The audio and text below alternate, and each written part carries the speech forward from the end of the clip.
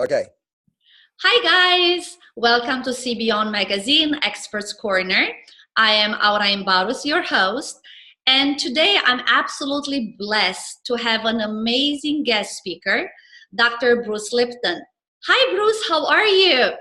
I am so happy to be here with you. It's such a joy when we get a chance to talk and talk about the world and changes. And as importantly, I'm so happy because I love your community. These are all these young cultural creative people and some elder cultural creative people that are saying, how can I take charge of my life, in a world that looks very strange? And the fact is, between you and I, we have some wonderful things to share about how to Absolutely. empower them. So I'm happy the audience is here. Thank you. Thank you. So for the ones who really don't know, but by now you should have heard about Dr. Bruce Lipton. Dr. Bruce Lipton is a well-renowned speaker. He is an internationally recognized leader in stem cells biology, yes, and best-selling author of The Biology of Belief, which I absolutely adore, and I use that book. I'm teaching that book actually, The Spontaneous Evolution and the honeymoon effect.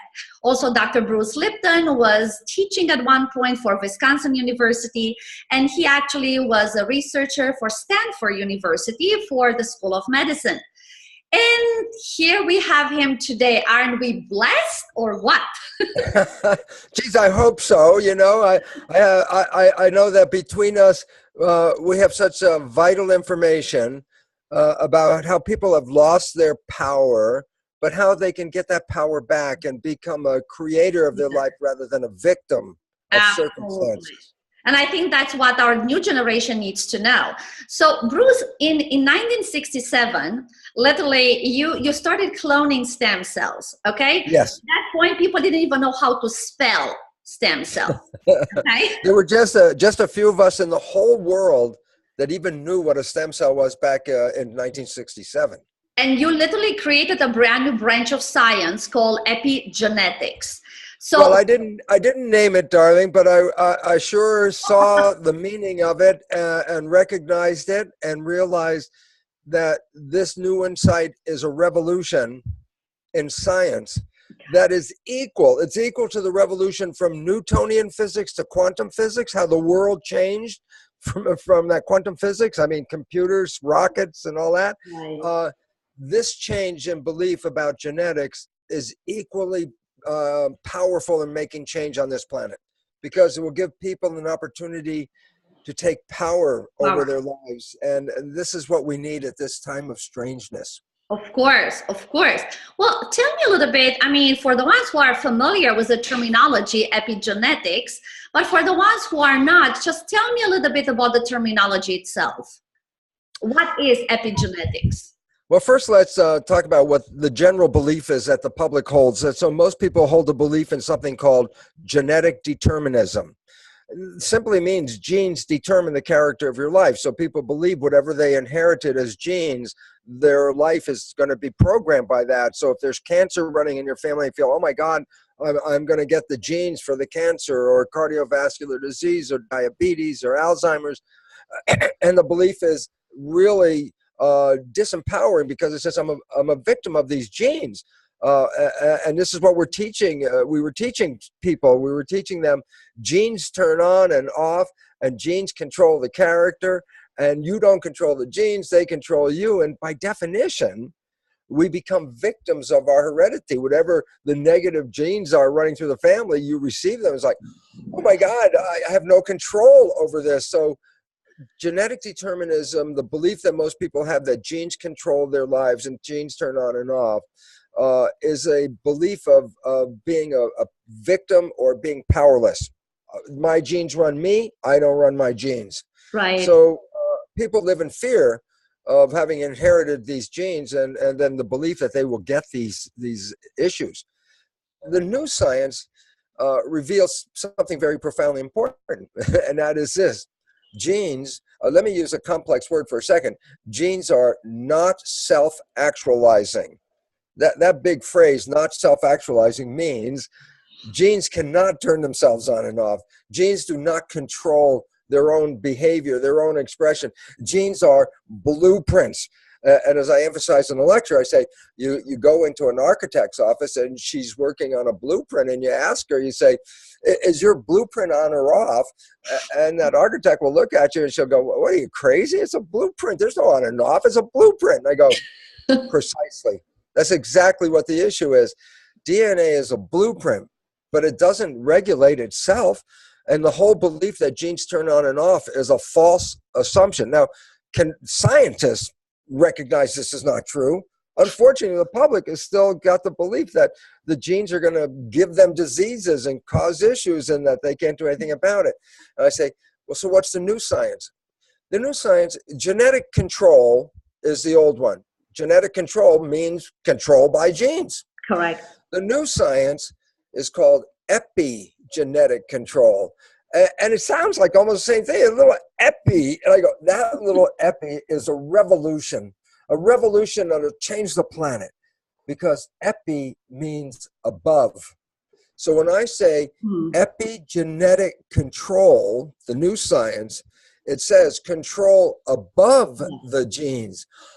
Oh my God, the genes are not in control. No, genes don't control anything. I said, well, what's above?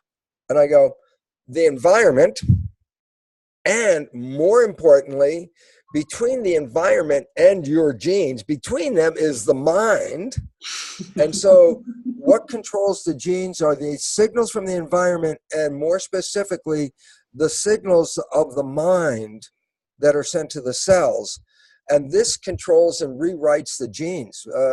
It's overriding. It can change any genes you have in your body. 1%, actually, less than 1% of disease is caused by genes. Less than 1%. I go, what is the rest of the disease coming from? And the answer is lifestyle, behavior, emotions. These are the things that precipitate disease. And I go, well, why is this relevant? And the answer is, well, those are things I can change. I can change my lifestyle. I can change my beliefs. I can change my... Oh, wait a minute. If those are controlling my genes and I can control those, the answer is epigenetics says we are masters of our genetics. We select the genes and we can modify the genes to conform to the world that we perceive, the one that we're living in. And all of a sudden it says, oh my God, we go from victims to masters. I say, why is it relevant? Because you don't need pharmaceutical drugs and you don't need all that stuff. You have to just recognize the healing is coming from the mind, because as we now know and we'll talk about, it's the disease that's coming from the mind.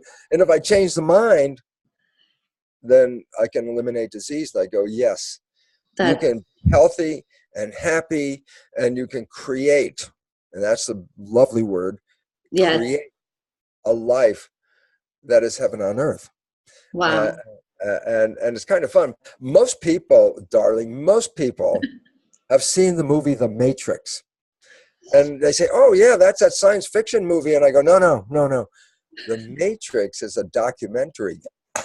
Yes, it's a true story. I say, what do you mean it's a true story? It's because in the movie, everyone has been programmed. I go, oh, well, this is what we now recognize in biology and conscious parenting, is that a child is being programmed during the first 7 years of its life. Of course. And then the rest of its life, it plays out the program. So whatever the program you got in the first 7 years is going to reflect what the rest of your life is. So we've all been programmed. Yes. And these programs control the rest of our lives. And I love it. This is this beautiful fact. I love a fact. The fact is, the Jesuits, for 400 years, the Jesuits have said, give me a child until it's 7, and I will show you the man. People heard this all the time, but I go, you didn't understand what they were saying. They were saying, give me a child to 7, meaning let me program the first 7 years of a child's life, and it will represent that person as the man when they grow up. And that's the true story. The first 7 years of programming, which we all received, right, determines the character of the rest of your life. And then in the movie, they say, well, you can take the red pill and get out of the program. And I go, what would it be like if you stopped playing the program that we got? All of us got 7 years. I said, what if we stopped playing that program? And then the answer is so much fun. The answer is so fun because almost everyone out there, if they're at least 20 years of age, has at one time or another fallen in love, big time, just and I go, think about it this way. Your life could stink every day, blah, blah, blah, blah. And then that day you meet this one person who's like, oh, I've fallen in love. And the next day, you are healthier, you are happier, your world is like heaven on earth. I go, wait a minute. This is the same world you lived in every day. And then just yesterday, something happened, and now you have heaven on earth? And the answer is yes. And we know from science that when we fall in love like that, the beginning period of that love, we stay what they call mindful. Mindful means we don't let the programs play. And if you stop playing the programs just 24 hours, all you have to do is stop 24 hours that first day of being in love.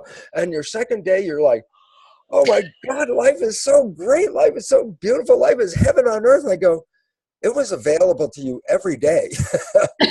You just yesterday did something different. You took the red pill. What was that? You fell in love, but that meant you became mindful, meaning you stopped defaulting to programs and started running your life with your wishes and desires. And when you do that, what did you manifest? Wishes and desires. You manifest heaven on earth. I say, you could have done that any day. You had that power every day. You don't have to wait to fall in love. You just have to recognize, what was it? And I say, what it was you stopped thinking so much. And I say, why is that relevant? So now we have to summarize something you know so well, darling. Yeah, I have to summarize it though for the audience. Please do it. Please do it for all the See Beyond Magazine's audience. Please do that. The mind controls our genetics and our behavior. And we say the mind, everyone thinks, oh, that's the mind. I go, no, you see, that's the problem. There are two minds. And they work together, but they don't do the same thing. They have two different functions, and more importantly, they learn in two different ways. Mm-hmm. So I say, okay, what are the minds? I go, well, the newest mind is called the conscious mind, right behind your forehead. Prefrontal cortex of the brain is the newest addition. That is where you as an identity exists. That's where you as a spirit come into your body, where identity makes you different than everybody else's. Prefrontal cortex consciousness, conscious mind. Conscious mind. The conscious mind is unique. It's creative. And that's how humans have risen above other animals, because the conscious mind can create. So look, we're on computers. Look, we're generating broadcasts around the world here. And I say, where'd that come from? Creative conscious mind. Conscious mind, creative, has wishes and desires. So if I asked anybody out there, I said, tell me what you want in your life. Just tell me what you want. And you go, oh, I want to have such a great romance, or I really want to have a great job that makes a lot of money, or I want to really be healthy. I say, where did these visions come from of being healthy, having a job and all that? I say, the conscious creative mind. That's the one that can imagine. And if it can imagine, it can create. Okay, so I go, good. Then I say, but that's just the front part of the brain. The rest of the brain is called subconscious. And the definition of subconscious means below conscious. So it operates without you even knowing it's operating. So it's beating your heart right now. It's making the control. It's taking care of the breathing. It's digesting food. You don't have to know about that. But it also knows how to do things like walk, drive a car, because it's the habit mind. Right. Subconscious is habits. And so therefore what's important is, while conscious mind is creative and can have imagination, subconscious mind just plays programs. Push the button, play the program. Push the button, play the program. You got the program when you're 2. Think about this. You learned how to walk before 2. It's a program. The important part about that is you never had to learn how to walk again. once the program got installed, the habit mind holds on to the habit, because if it's a good habit like walking, you don't want to have to relearn Hopefully. it, right? Okay, so the habit mind holds on to programs, is not very creative, so it can just replay the programs, and the habit mind is resistant to change. Because Mm-hmm. if it changes, then you don't have habits. You have something. Oh, I remembered how to walk yesterday. I forgot how to walk. No, it's not. A habit is, I got it. I'm going to walk forever. People think the subconscious mind, it's got a very negative thing because of Freud and people like that. They go, oh, all the evil comes from the subconscious mind. I go, the subconscious mind is a record playback device, like a CD recorder, like an old-fashioned tape player. I say, why? It's a machine. It's not good or bad. It's a machine. It just makes recordings. Oh, the recordings can be good or bad. And I go, oh, yeah, well, that's true. But the subconscious mind is great. I mean, as I just said, you haven't had to learn how to walk again since 2. So that's pretty darn good. So I say, okay, so what's the issue? I say, well, the conscious mind, when you're running the show, is running with wishes and desires. So the conscious mind is you, and you have the hands on the wheel when the conscious mind is driving. This is what I want. I want health. I want success. I want love. And you drive, and you can get that, okay? And I say, but where's the problem? And I go, oh, there's one big problem. The conscious mind, it can think. So I say, Aura, tell me, what are you doing on Tuesday at 1 o'clock? If I ask you that question, and you're going to try to get the answer, Mm-hmm. where are you looking for the answer? Where is it? Is it on the table, or where? It's in your head. Correct. Ah, Or this in is my the, iPhone. well, yeah, well, well, that will help too. That will redirect you right there. Absolutely. The point about it is this: when you're thinking, the conscious mind that's paying attention Mm-hmm. goes inside to look for answers. Oh, Tuesday, what am I doing on Tuesday? Sunday, Monday, Tuesday. Oh, I go, oh, what does that mean? When you are thinking, the conscious mind lets go of the driving. It lets go of the wheel, goes inside, says, I got to look for some answers in here. I say, well, what if you're walking down the street? What if you're driving down the street and you have a thought and your mind lets go? I say, oh, the subconscious knows how to drive the car. The subconscious knows how to walk. The subconscious knows how to talk. Why? These are behaviors programs. You've done it your whole life, whatever. So I go, oh, this is the story. The conscious mind, when controlling the vehicle, driving, Mm-hmm. will take you to wishes and desires. But when the conscious mind is thinking, the subconscious program takes over, autopilot.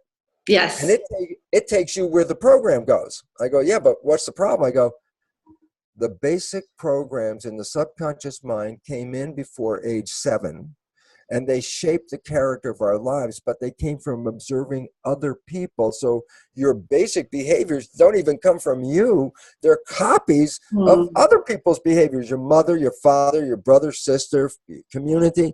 I go, this in the first 7 years, this is why everybody got programmed, because that's how we get off the ground. In my lectures, I show an iPod. I say, oh, I love this iPod, it plays music. So I went to the Apple store to buy a brand new iPod, and I take it out of the box. I spent all this money, and the front screen on the iPod is called touch screen, because I can create. I can make a playlist. I can adjust the volume. I can go fast forward. I can do all kinds of things on the creative touch screen.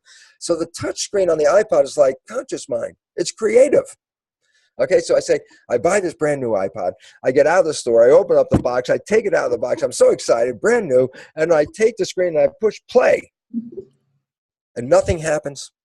And now it's like, I just spent all this money on this damn iPod and it's not working. And some little 7-year-old kid looks up at me and goes, well, mister, you didn't download any music. How do you expect to play any music? And I go,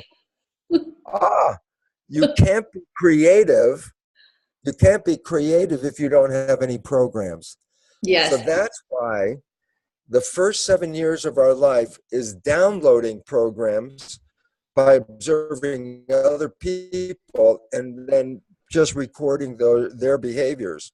And when we need that behavior, we push the button and play back the original behavior. But that original behavior wasn't from you. It was your mother, your father, your family, wherever. I go, why is it relevant? And the answer is, man, most of the stuff they downloaded is very negative and disempowering and limiting, all the things as a kid. How many things did we hear as a kid? Well, you can't do that. And who do you think you are? And you don't deserve this. And this is what parents say. And in the first 7 years, when the mind's recording, it just records whatever the parents say. Not deserving, not lovable, not good enough. And it's like, oh, well, those are my basic programs. That's what I recorded because I was on record. And that's what my parents said. So when I think, my behavior is shifted to autopilot, and the programs that play then aren't from me. They were copies of other people's programs. Most of them, I said, disempowering. And so all of a sudden I go, well, wait a minute. How much of the time is that? And now comes the kicker. And it's like 95% of the day. That was my next question. 95% you are thinking, which means 95% of your life is not being controlled by wishes and desires. It's being controlled by programs, most of which are negative. Right. And then you say, well, if I'm playing negative programs, I would see I was playing negative programs. I go, no, you see, that's why I call it subconscious. When it plays, you don't see it playing. It just plays automatic like a tape. It's like a recording. It's just playing. I say, well, how come I can't see what's happening when I'm playing it? And the answer is, well, why is the tape playing? And the answer is, because conscious mind is busy. So if conscious mind is busy and the tape is playing, the program is playing, conscious mind doesn't see it. How can I reprogram myself if I'm so much, acting out of my subconscious mind and not the conscious mind, which my conscious mind, it's only 5%. My subconscious mind, it's 95%. So how can I really get in touch with that 95% and literally reshape it, resize it, download new programs? How can I install them and act out of new programs? Well, that's the most important question in the world because that's where freedom comes from. So let's deal with that, and it comes from this. The first thing is this: that the programs were put into your mind from the last trimester of pregnancy, just a few months from before you're born. This is why a child, when they play music for the baby, well, it's still a fetus, and they play the music near the abdomen of the mother so the fetus can hear it. When the fetus is born, if you play the music, the fetus automatically knows that music. So it means what? It was learning the music while it was still a fetus. I go, yeah, but it learns a lot of other things. Learning starts even before you're born, because the mind is recording the environment, what's happening. And this happens all the way up to age 7. But then the issue is this. Well, what program did I get when I was 0? I wasn't there. Consciousness didn't start until about 7. So I have no memory of what's the program I got when I was 1 or 2, or even before I was born, I got programmed. I go, I don't know. And they say, well, how am I going to find out the programs because I want to fix my life? And I go, fun part, fun. Here's why it's fun. 95% of your life is coming from the subconscious programs. Of course. So by definition, your life is a printout of your programs. You're living, your programs are playing in front of you 95% of the time. You don't have to go back in history. Your program is right now. So you look at your life, and here's the fun part. You look at your life, and everything that you like that comes to you, you don't have to worry about it. Why? Because you have a program that allowed it to be in your life. That's why it's there. But the one I need you to pay attention to, and this is the one that's really critical, is anything you want, but you have to work hard for it. You have to sweat over it. You have to put a lot of effort, make it happen. I'm working on it. Why are you working so hard? The answer, inevitably, is whatever that destination is, you don't have a program to support it. That's why you're working hard. You're working against yourself. Your subconscious mind doesn't believe in that outcome. Your conscious mind says it does. And I say, well, how much is the conscious mind taking you there? And I go 5% of the time. And I go, well, that's your problem, because 95% of the day, your subconscious doesn't believe in that, and it will sabotage it. Because can I fake it until I make it? We didn't make this little statement. What's that? Can I fake it until I make it? Yes, that's an important way of learning. That is an important way of learning, because I say, well, let's say I see a program. I say, I'm having trouble with relationship. I'm having trouble with health. I'm having trouble making money. I go, oh, well, then your beliefs don't support that. So what you want to put in is a belief that does support it. So, but you already know what you want because that's not what you're getting. So you say, oh, I want to be healthy. I am healthy. You say, I am healthy. And I say, well, you might have cancer. I go, I have to say I'm healthy every day. I go, why? Because one of the main ways the subconscious mind learns is repetition, practice. That's how, for the first 7 years, the subconscious mind was in state of hypnosis, the functioning of the brain, electroencephalograph, brain activity. Yeah. Was a low vibration called theta. Theta is hypnosis. Hypnosis. So for 7 years, dominant activity is hypnosis. After age 7, you can still learn new, like you drove a car. I said, yeah, but you didn't just drive a car because you wanted to. You had to go in and practice driving a car. Practice repeating and repeating. I mean, go back to when you were much younger. Let's say it was in school, math class, arithmetic. You say, oh, the times table, 2 times 2 is 4, 2 times 4 is 8. I said, how'd you learn that? I said, you had to repeat it. You had to repeat the alphabet every day until what? Once you repeated it enough, the program is learned. I had to say A, B, C, D, E, F, and A, B, C, D, E, F, and then I get stuck. And every time I get further and further, and by the time I got to Z, I could go A to Z without making a mistake. Guess what? I memorized it. I never had to do it again. I haven't done ABCs, for years, but I can tell you right now, whatever the heck I learned when I was 7 years old is still there because I practiced it. So here's the point. The subconscious has the programs. They're running 95% of the day. The struggles in your life reflect programs that do not support what you want. And if you want to change them, you have to change the program in the subconscious. Now, why it's a problem is this. People have thought, if I educate my conscious mind, my subconscious mind should automatically know it because they're two connected. I go, no. The conscious mind could be super educated. You could read a self-help book, and I give you a quiz after the self-help book, and you get 100. I go, good, you know all the rules and facts. Then I say, has your life changed now that you've read the book? The answer is, not really. I go, what's the problem? I say, the awareness is in the conscious mind, but it does not translate to subconscious. Why? Conscious mind, creative, can learn by watching this podcast. A conscious mind can learn by reading the book, go to a lecture. A conscious mind can go, aha, and a new idea is now in the conscious mind. Creative. But the subconscious mind is habit, and as a result, doesn't learn that way. So when you're reading a self-help book, you're educating the conscious mind. Yes, I know all of this. But then it doesn't translate to the subconscious because that's not how the subconscious learns. So everything you learned was above in your conscious mind, but never came into your life. And the issue is, how do you get it in your life? And I say, well, that's the 2 main ways. The first way is hypnosis. That's how you did the first 7 years. I said, what was that? I said, the brain was in a vibration called theta. So I said, do I have to see a hypnotherapist? And I go, no, you don't have to see a hypnotherapist. You know why? Every night as you go to bed, just when conscious mind starts to go to sleep, disconnect. The conscious mind is a higher vibration, alpha. But when you fall asleep, the moment you fall asleep, the vibration slows down. Now it's theta. So the moment your conscious mind disconnects, your brain is in theta for the next period of time. And then it even goes to a lower vibration, delta, which is out and out sleep.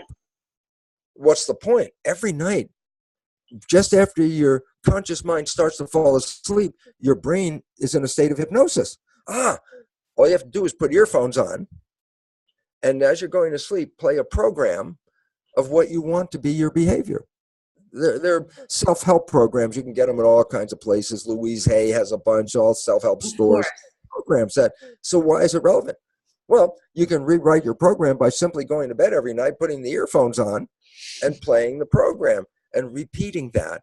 And the repetition will encourage it to download it. And why repetition is important, because I said hypnosis is from 0 to 7.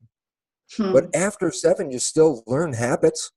I mean, as I said, driving the car, you learned how to drive a car. I said, how'd you learn? You practiced. And I said, what's practice? You repeated it. And as long as you repeat it, it will become a program, because that's how your subconscious learns repetition Right. after age 7. Now, as you said, what's important about that is I want to change the program. So what does it mean?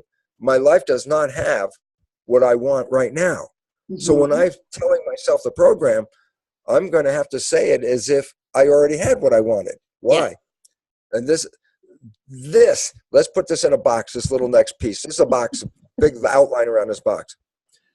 The function of the mind is to create coherence between our belief and our reality.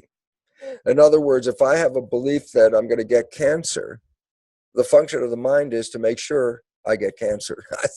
If a belief is I'm going to get rich, then the function of the mind and the subconscious mind is to create behavior that will make me rich. Okay? So the mind's job is to control the behavior to match the program. That's why life is not so filled with surprises. Oh, I expected that. And I go, yeah, well, that's because that's what you were thinking, and that's what the mind created. So the function of the mind is to create reality from your program. The program could be a good program or a bad program. The mind doesn't make that decision. It just basically says, what's the program? I'm going to make reality out of it. So I say, oh, so then the weird part is here I am, let's say I have cancer. And I say, I want to change the program. So what's my program? I'm going to say, I am healthy. Well, that's not true. But I say, no, just keep saying, I am healthy, repeating it. Why? Repetition, habit. I repeat it in some way. I keep saying to myself, I am healthy, I am healthy. I say, why is that relevant? Repetition makes the subconscious program. So if I keep repeating, I am healthy, but I have cancer, my subconscious has a program that says, new program, I am healthy, but the body is not healthy. It's got cancer. So I say, but what's the function of the mind? Cure the cancer, because the function of the mind is to make I am healthy reality. And all of a sudden, my cancer goes away. And do I have to even think about it? I say, once the program is downloaded, it operates just like your programs do every day. You don't pay attention. They're operating automatically 95% of the day. So the simple, beautiful, beautiful conclusion is if I took all the things I wanted in my life and put them in to my subconscious, either via hypnosis with earphones or repeating, and fake it till you make it is the most critical statement, because that's what the whole idea was. Is look, I have cancer and I'm going to tell myself I'm healthy. I'm faking it. Yeah, but if I keep repeating it and the subconscious mind downloads that as a program, I can let go of repeating it. Why? Because now it's automatic 95% of the day. It's going to work to make me healthy. So the fake it till you make it is really is the big guideline that says you have to pretend you have what you already want as if you already have it. If you're not happy, you just say every day, I am happy, I am happy. And you look around and then your mind goes, maybe I'm not happy. I said, don't worry about that. Just keep saying, I am happy, I am happy. And during the day, during the repetition of that, the subconscious mind will download, I am happy. And then guess what? One day you'll just wake up and not even say, I am happy. Because you already because the subconscious has taken it over, and that's the beautiful part. So the conclusion of all of this is so beautiful, because it says, wait a minute, I can create heaven on earth because as I've fallen in love, that's what I manifested. Now the honeymoon doesn't last a long time, because inevitably, even if I'm being mindful and I want to keep my mind present in this new love relationship, I still have a job, a career, chores, things I got to do, which means I got to think.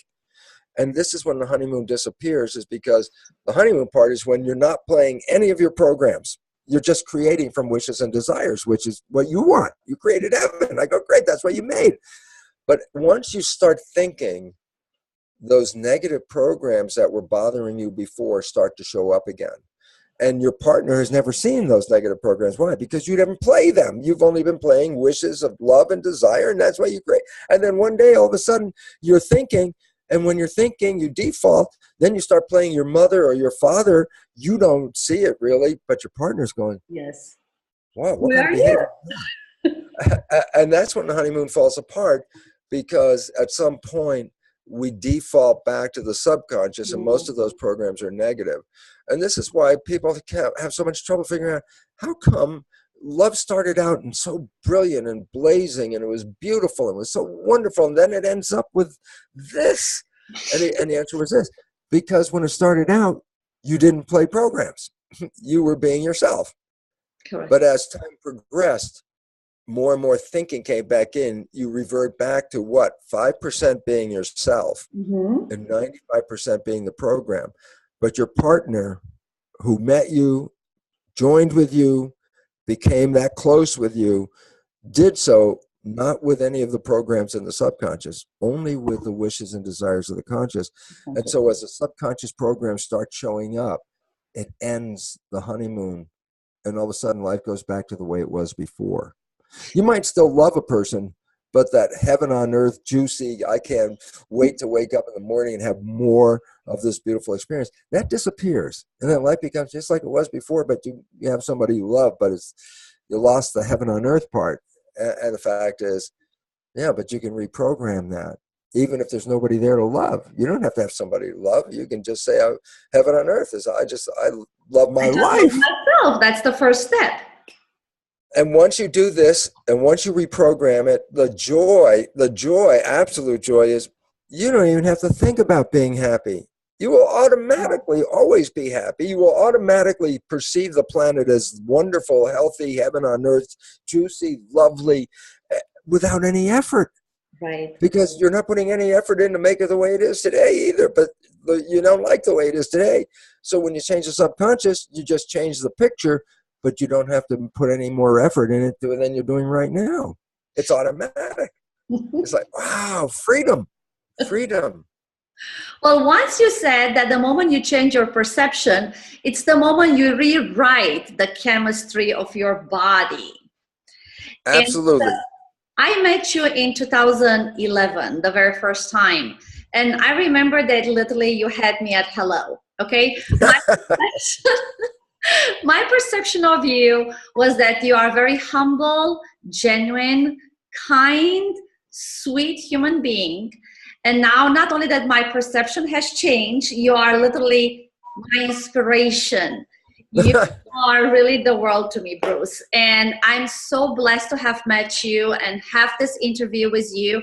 And definitely, I would love to continue this series. I mean, this is just the beginning of our collaboration between CBeyond Magazine and Bruce Lipton's World and Uplift Talks, actually, that I really enjoy. So many wonderful things. Thank you. Thank you, Bruce. And, all the best to you. And once again, you guys, brucelipton.com is the website that you can check out. You can definitely have a world of knowledge in the biology of belief, the honeymoon effect, the spontaneous evolution, all those 3 books that belong to Dr. Bruce Lipton. Thank you once again for an amazing interview, and so looking forward to seeing you. I am so honored to be here with you, and I so appreciate your joy and realizing the same thing that I realize is like, oh my gosh, I don't have to be a victim. I can be a creator. And we are creators, and that's the beautiful conclusion. We're creators. Unfortunately, then we also have to own when it's not working right, we did that too. But the beautiful part is, if we know we did that, then we also know we can change that. And the moment we change, we can manifest heaven on earth for every day of life, because that is my final belief about this, is that, well, people think you die and go to heaven. I really think that's a cosmic joke. I think we were born into heaven. This is where you came to take an idea and create from ideas. You don't need the body to have the ideas, but you need the body to manifest the creation.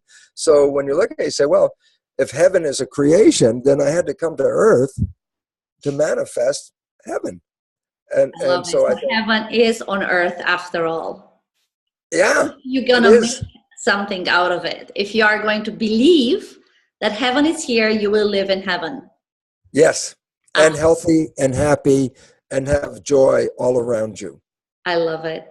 I love you, Bruce. Thank you so much once again, on behalf of CBeyond Magazine and our audience, once again, thank you. And we are truly blessed to have you. Thank you.